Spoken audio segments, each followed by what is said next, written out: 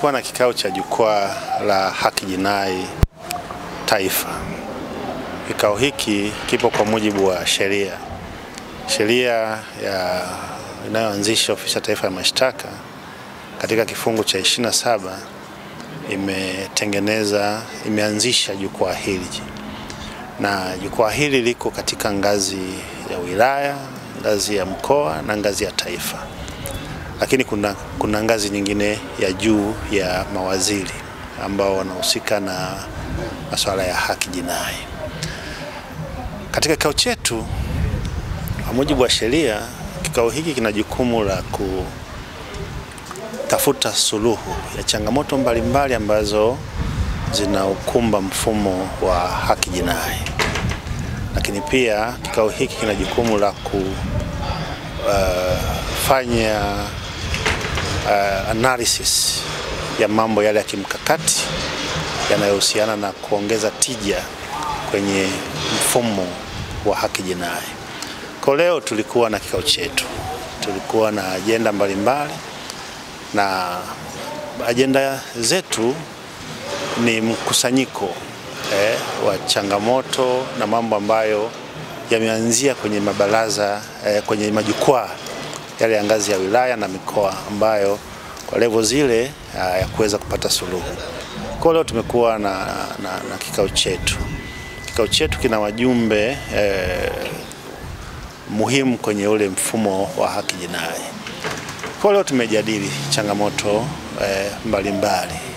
Tumekuwa na maazimio ambayo sasa tutaenda kuyatekeleza, lakini pia tumefanya tathmini ya yale ambayo tuliyajadili na kuazimia kwenye kikao chetu kilichopita. Nitumie fursa hii kuwashukuru sana wadau wangu na wajumbe wa kikao hiki.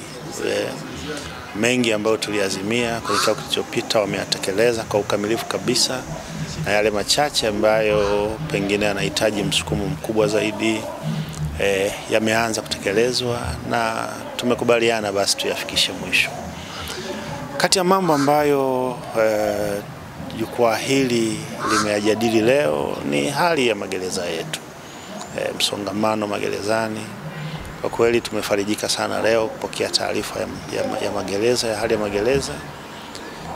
Sasa msongamano umepungua kwa kiasi kikubwa. Kwa ujumla, kwa taarifa ambayo tumeipata leo, na uwezo wa mahabusu na wafungwa walioko magerezani kwa ujumla uko ndani kabisa ya uwezo wa magereza yetu, isipokuwa kwa magereza machache yale ambayo yako mijini, ya magereza ya mahabusu. Haya na ongezeko kidogo la watu wachache, lakini kwa ujumla hali si mbaya sana. Msongamano umepungua mkubwa sana, na hii ni jitihada ya wadau wote wa mnyororo wa haki jinai, wenzao wapelelezi, mahakama, na sisi waendesha mashtaka. Kwa hiyo nichukue fursa hii kuwashukuru sana na kuwapongeza wadau wangu. Sasa wapelelezi na wachunguzi wanachunguza kesi ndani ya muda mfupi, lakini waendesha mashtaka wanaendesha mashauri haya kwa haraka. Mahakama wameweka ukomo kwa kila ngazi ya mahakama, na tunakwenda vizuri kwa kweli. Mashauri mengi yanasikilizwa mapema ndani ya wakati na yanakwisha, wananchi wanapata haki yao. Kwa hiyo ni jambo moja ambalo leo tumejadili, lakini hatutabweteka sasa. Pamoja na mafanikio hayo makubwa, bado tumepeana mikakati ya kuongeza spidi ya upelelezi na uendeshaji wa mashtaka. Naamini kwenye kikao kinachokuja tutakuwa na taarifa bora zaidi kuliko hii ya leo. Tutaona utendaji wetu ukiendelea kuimarika, na mashauri ya jinai yatakuwa yanasikilizwa na kukamilika mapema.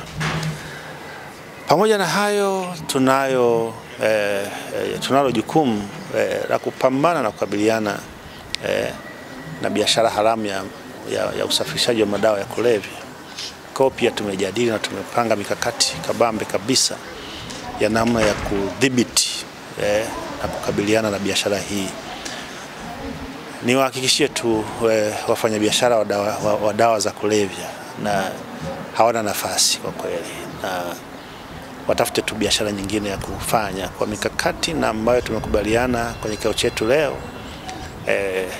Biashara hii kama kuna mtu atathubutu kuendelea nayo, basi ajiandae kukutana na mkono wa sheria na pengine ataendelea kujilaumu maisha yake yaliyobaki.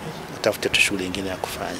Kwa hiyo tumejadili hali ya usalama, tumeangalia trend ya makosa ya jinai. Kuna sehemu kuna ongezeko, kuna sehemu kuna punguzo, kuna kupungua kwa uhalifu. Tumejadili mengi sana kwa kweli. Kwa maeneo ambayo kuna ongezeko la uhalifu tumekubaliana mikakati ya kushughulika nayo. Jukumu letu ni kuifanya Tanzania kuwa salama, Tanzania ambayo haina uhalifu. Kwa hiyo kupitia jukwaa hili tunaamini kabisa kwamba tutaendelea kuimarisha huduma za kimashtaka, lakini tutaendelea kuimarisha majukumu yetu sisi wadau wote wa mfumo wa haki jinai. Nichukue fursa hii kwa kweli kuwashukuru sana wadau wangu wote kwa kazi kubwa na nzuri ambayo wameendelea kuifanya, lakini nitoe rai pia kwa wananchi kuendelea kuepuka kabisa kujihusisha kwenye matukio haya ya kihalifu, kwa sababu uhalifu kwa kweli haulipi. Kama kuna benefit zozote tutazipata kupitia njia hizi za kihalifu, tutahakikisha haunufaiki nazo, lakini madhara yataendelea kutesa watu hapo wanaokuzunguka. Tumeona wazazi wakiingia kwenye changamoto hizi za kuadhibiwa, kufungwa na wanaacha kulea watoto wao. Lakini tumeona wazazi wetu, watu wazima, watu wazee wametulea, wanategemea sasa na sisi tuanze kutoa huduma kwao, lakini matokeo yake unaishia jela. Kwa hiyo wale wazee tena wanashindwa kuwahudumia. Kwa hiyo ni waombe wa Tanzania wajiepushe na vitendo hivi vya kihalifu. Vinginevyo basi watakutana na mkono wa sheria ambao hautawaacha salama.